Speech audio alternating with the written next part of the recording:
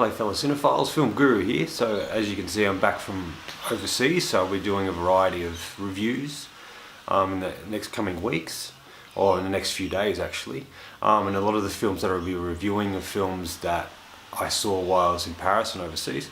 So they will sort of come in. A lot of the movies have either come out and been out for a while, or other films that we haven't got or may not be getting. So these are the sort of reviews I'll be doing. So today I'm going to review Under the Silver Lake.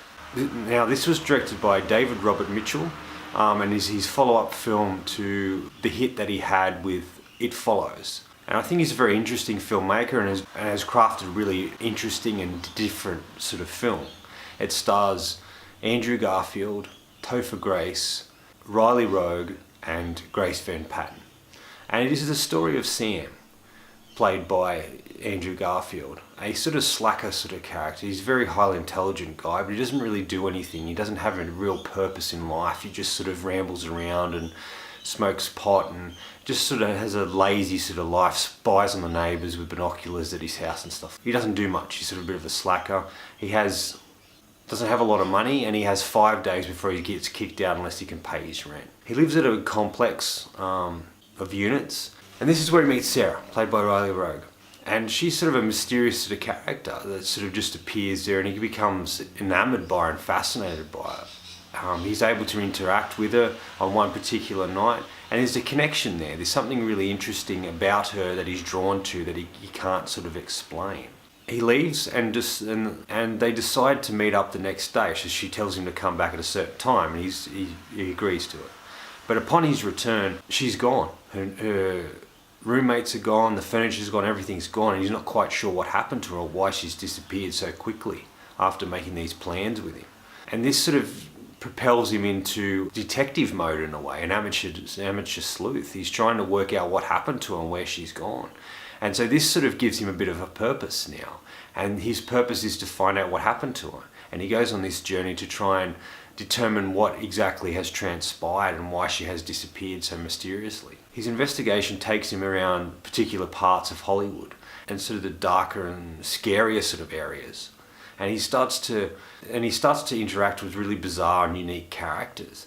And the more he dives into what happened to her, the more of a mystery that appears. He becomes fascinated by a particular guy who writes these little comic book sort of things, and he's got all these conspiracy theories about the rich knowing something that the poor don't, or the middle class don't. And it's kind of an interesting sort of character. He's a little quirky and strange. And Sam's could have drawn to this sort of guy and interested in what he has to say, even though he thinks he's a bit crazy. Each twist and turn that happens while Sam is trying to find Sarah, it just becomes more and more bizarre. And you're not quite sure what's really happening. And it has a really dream quality to it, so you're not 100% sure if this is actually happening or this is all in his mind. And this is sort of something that you start to think about as the film goes along. And it all leads to a very interesting and uniquely different ending that you don't quite expect. There's a lot of craziness happening within it, a lot of really bizarre characters, and a lot of strange things transpiring. There's a dog killer there who's going around at night killing dogs, and they're not quite sure who that is. And it's sort of, you're not quite sure what's really happening ultimately. But it's a very interesting journey. And it gives Sam the sense of purpose and following this thing wherever it may go. He's sort of like a bit like Alice in Wonderland, where Hollywood and the underlying areas of Hollywood is like down the rabbit hole. And we follow this sort of character much like we follow Alice. And as Alice is trying to determine what's going on and the world that she's part of and trying to get home, he's sort of similar in that way. He's trying to work out what's going on. He's trying to understand the mysteries that are transpiring. And it's sort of going down the rabbit hole like she does. And she meets so many interesting and bizarre characters, much like he does throughout this film. Look, I was really impressed with this. I really liked it because it was unique and different.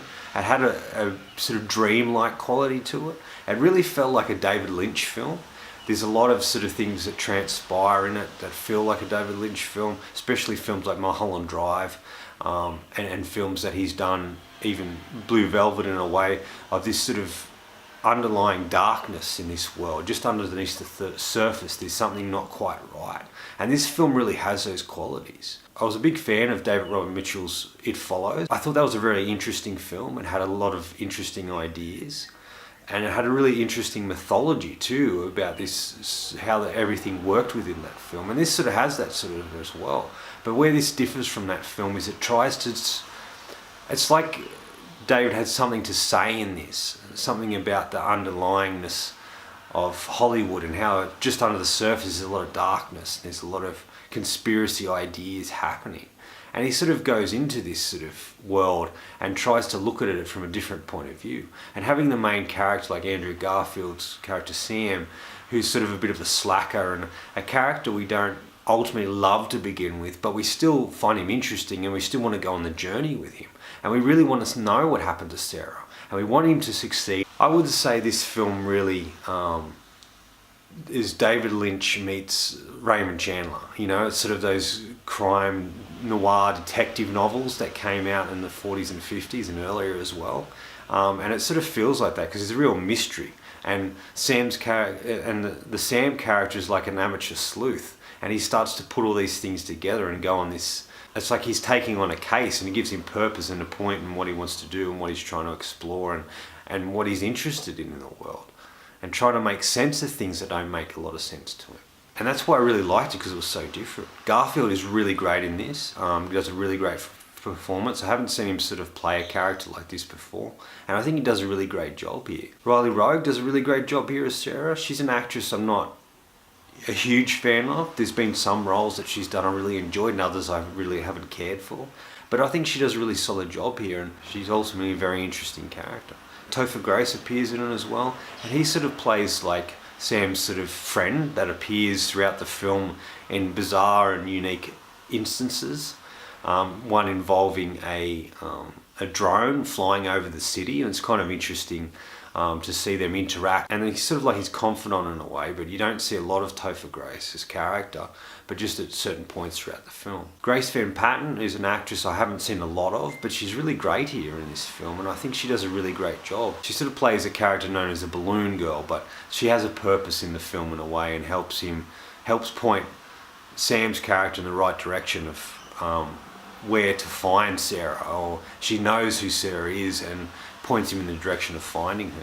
I really like the look and feel of the film. It was very interestingly shot. Like I said, it was a real dream-like quality to it, which I didn't quite expect from it. And you're not quite sure what's real and what's not, and I think that adds to the mystery of the film.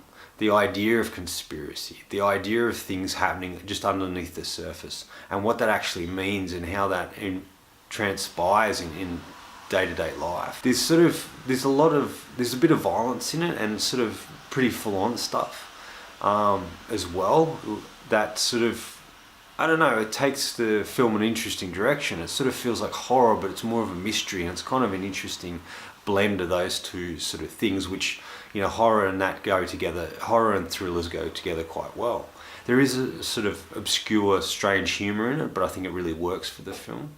And I think ultimately David Robert Mitchell has crafted a really interesting, unique film. This is definitely on my top 10 of the year. I thought it was unique and different, and I really thoroughly enjoyed what I did see. I don't think it's going to be for everyone, but there will find a particular audience for what this film is. Anyway, final verdict. Look, like I said, I thoroughly enjoyed this. Definitely on my top 10. If you like something that's a bit different, if you're a fan of It Follows, you may thoroughly enjoy this. If you like Andrew Garfield playing sort of a different character to the characters he has played, you might enjoy this as well. Like I said a minute ago, I don't think it's going to be for everyone, but I will find an audience. And anyone who likes something a bit different, or is a fan of David Lynch or mystery sort of movies, may thoroughly get a lot out of this as well. I'm going to give this film 4.5 out of 5. I thoroughly enjoyed it, and it's a film I did watch twice while I was overseas, and it's a film I'll definitely buy and watch again. Anyway, that's all from me today. If you've enjoyed what you've seen here, please hit subscribe down the bottom. Otherwise, until next time, enjoy the movies.